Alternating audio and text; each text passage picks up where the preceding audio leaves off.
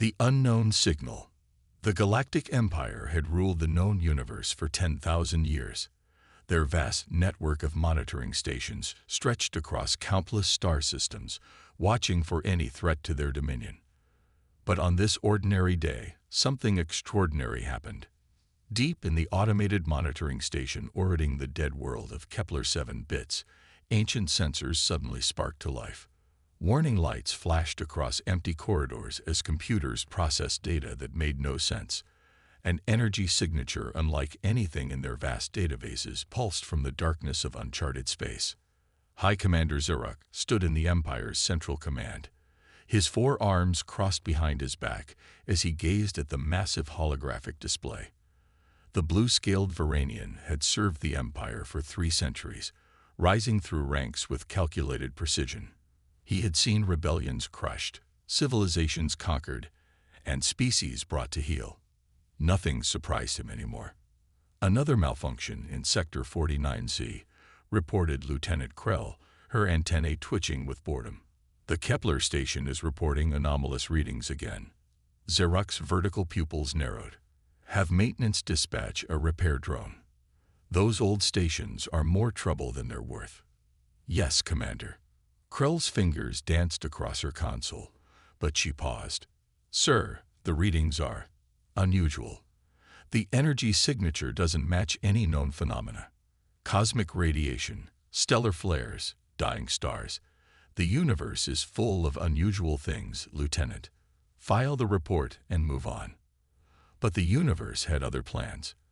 Within hours, 3 more monitoring stations reported similar readings. Each signal was stronger than the last, emanating from a region of space the Empire had deemed worthless. Too far from trade routes, too empty of resources, Zeruk found himself drawn to the tactical display more frequently. The signals formed a pattern, pulsing with mathematical precision that suggested intelligence rather than natural phenomena. His instincts, honed by centuries of military service, whispered warnings he chose to ignore. Commander, we've lost contact with mining colony Theta-7, Captain Vorik announced 2 days later. The heavily armored Kandorian's voice carried undertones of concern. Their last transmission reported gravitational anomalies. Define anomalies, Zeruk demanded, finally giving the situation his full attention. Space itself seems to be bending, sir. Their artificial gravity generators overloaded trying to compensate. The colony's orbit destabilized before we lost contact. The commander's scales shifted to a darker blue, a sign of deep thought among his species. Show me the location. The holographic map zoomed in, revealing Theta-7's position. Zeruk's secondary heart skipped a beat. The colony sat directly in line with the mysterious signal's origin point. Dispatch Scout Squadron 7 to investigate. Full sensor sweep. Maintain communication protocols. The squadron launched within the hour.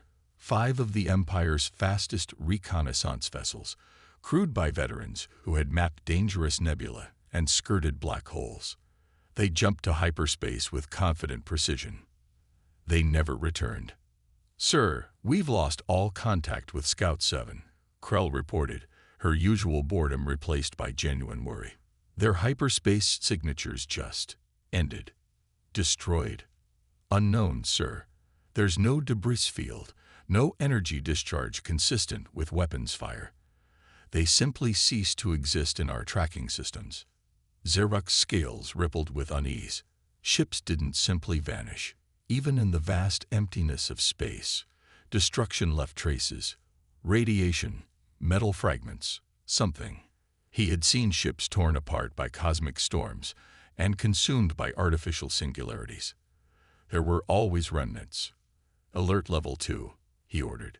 Recall all patrols from that sector. I want a defensive perimeter established around our core systems. Days passed in tense preparation. The signals grew stronger, and with them came reports that chilled even Zeruk's warrior soul. Outpost after outpost fell silent. Not destroyed. Preliminary scans showed the structures intact, but empty.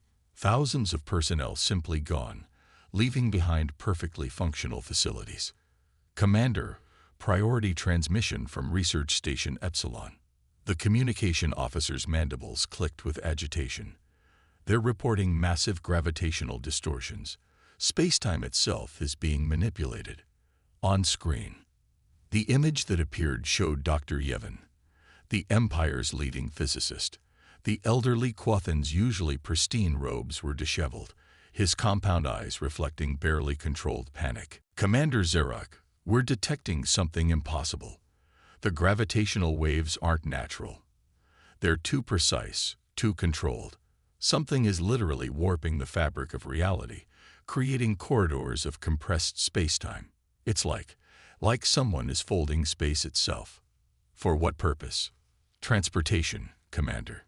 If my calculations are correct, someone has developed technology that makes our hyperspace drives look like children's toys. They're not traveling through space. They're shortening the distance between points. The energy requirements would be astronomical, beyond anything we thought possible." Before Zerok could respond, every screen in Central Command erupted in static. The lights flickered, then stabilized. When the displays cleared, they showed something that made the entire command staff freeze in collective shock. A ship hung in space just beyond the Empire's primary defense grid. It hadn't been there moments before. No hyperspace signature, no approach vector. It had simply appeared, as if reality had blinked and placed it there. The vessel defied every principle of engineering the Empire knew. No visible engines, no weapon arrays, no communication dishes. Its hull seemed to absorb light rather than reflect it, making it difficult to determine its true size. The surface appeared to flow like liquid metal, constantly shifting in patterns that hurt to observe directly. "Impossible," whispered Chief Engineer Drex. "The power requirements alone, the structural integrity, it can't exist." But it did exist, hanging in space like a dark omen. Sensor readings came back, confused and contradictory.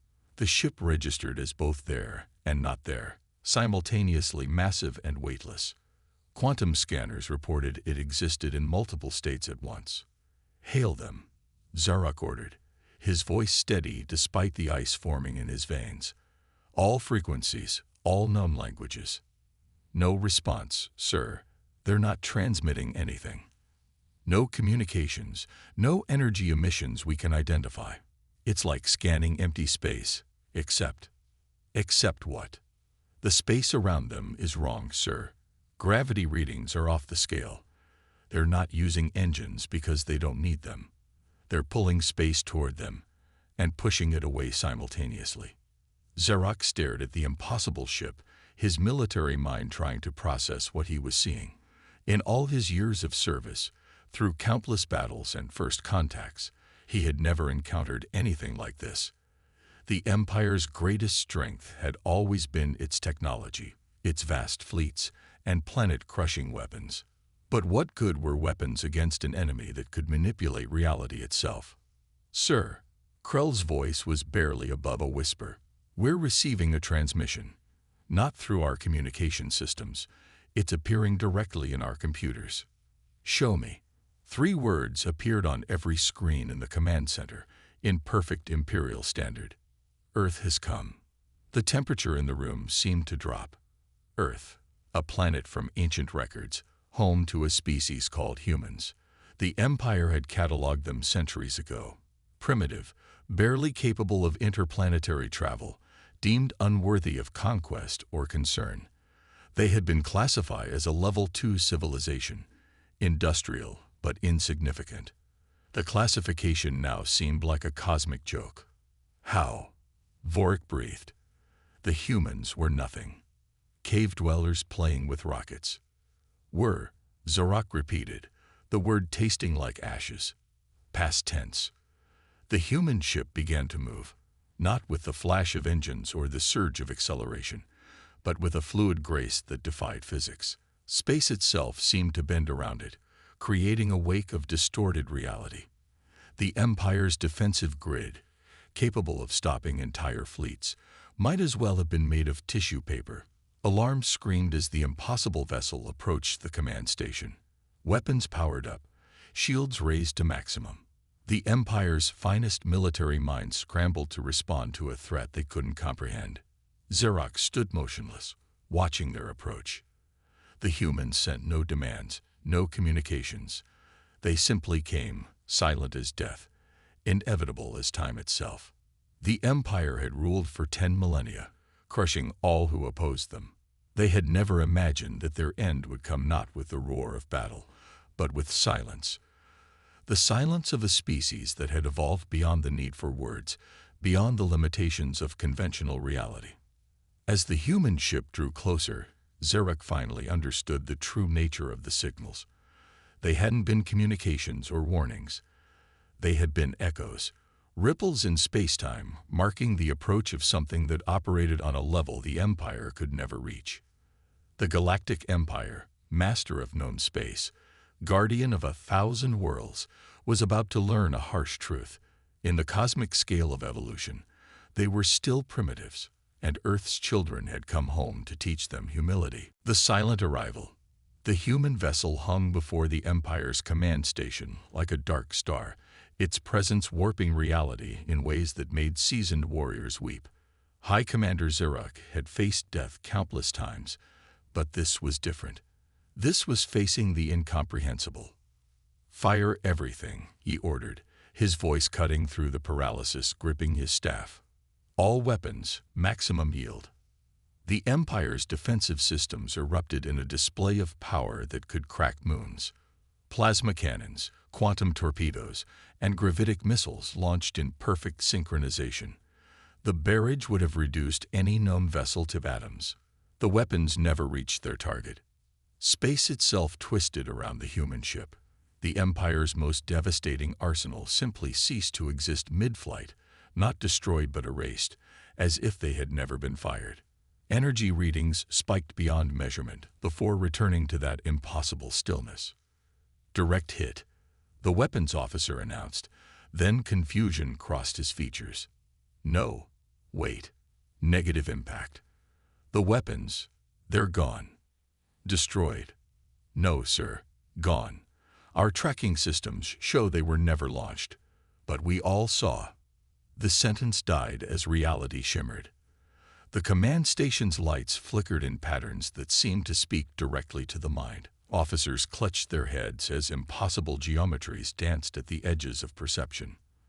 "They're not defending," Chief Scientist Yevon observed, his compound eyes wide with terrible understanding.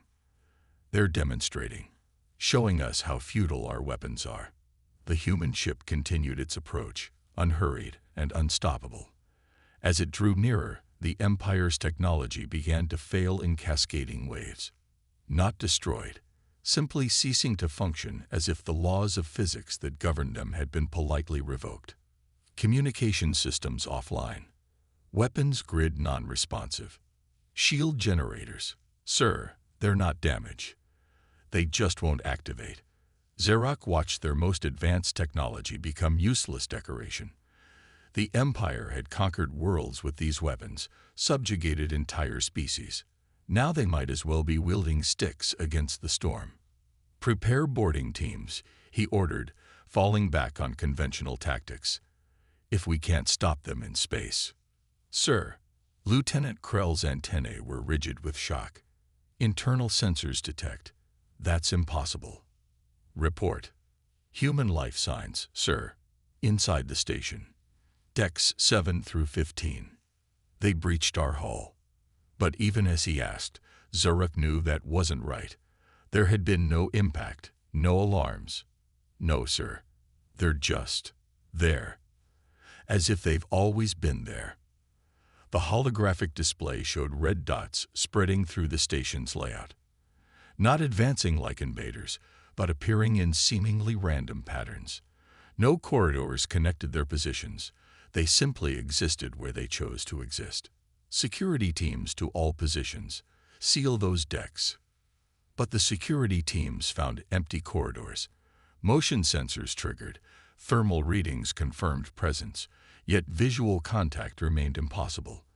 The humans were there and not there, existing in states that the Empire's science couldn't explain. Then the changes began. It started subtly. Text on displays shifted, showing characters that resembled no known language yet conveyed meaning directly to the mind.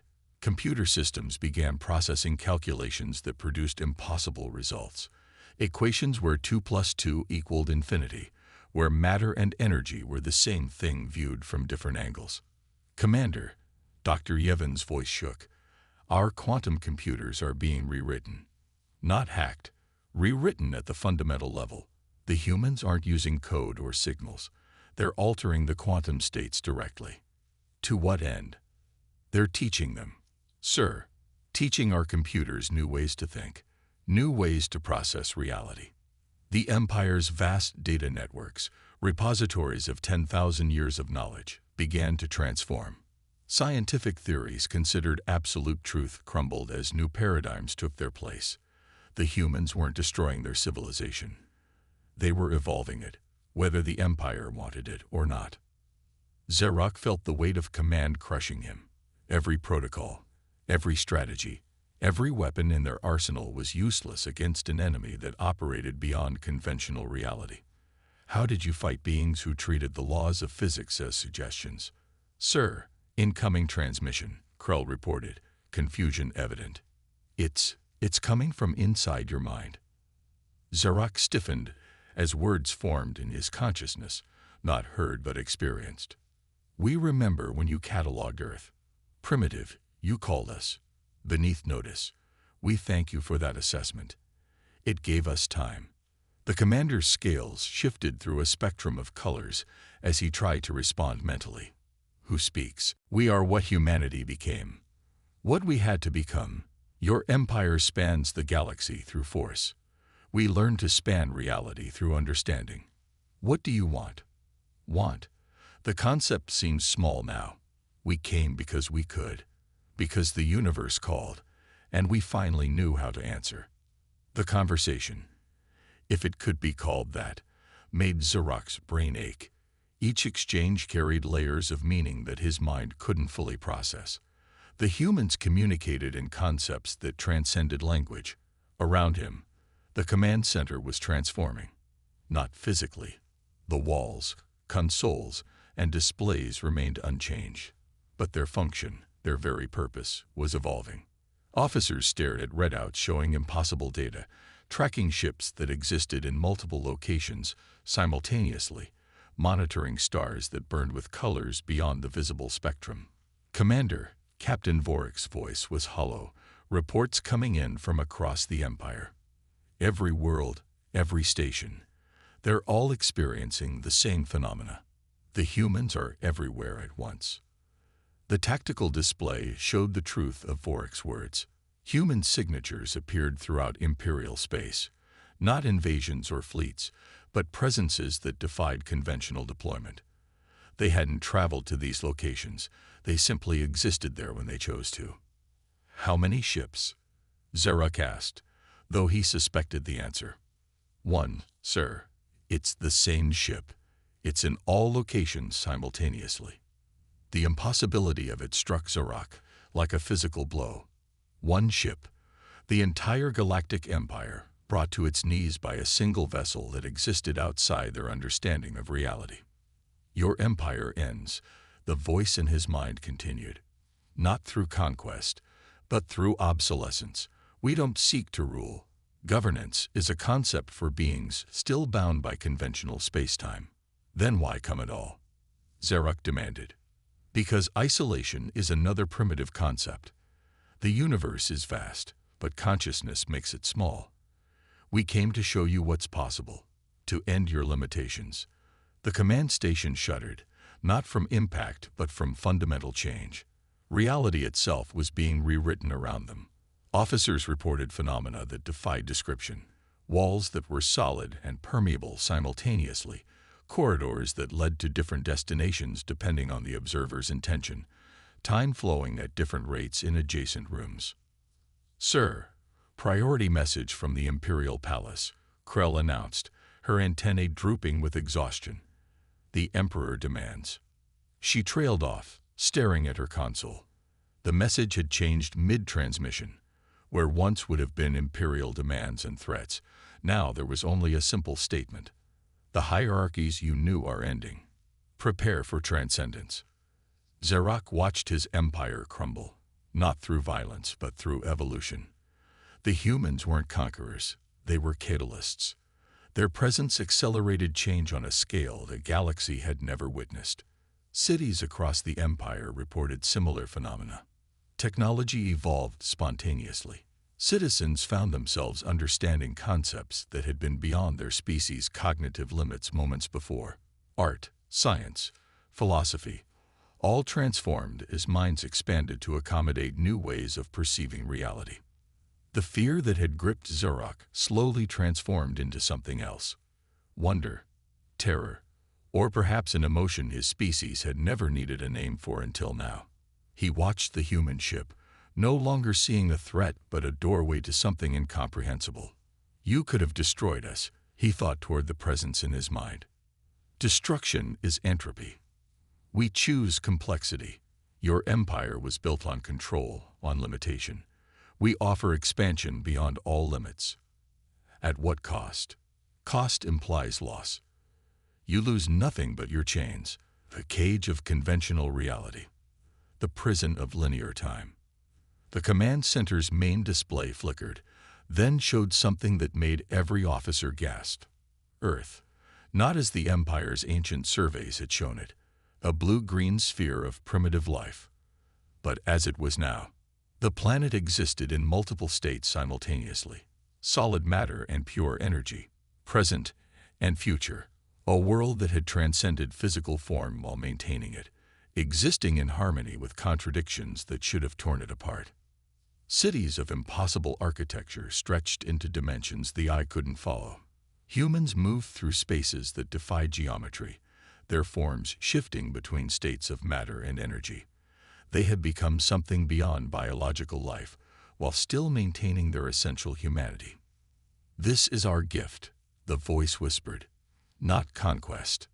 Evolution. Your empire believed in superiority through force. We offer superiority through transcendence. Xerox felt his mind expanding, consciousness touching edges of understanding that had been forever beyond reach.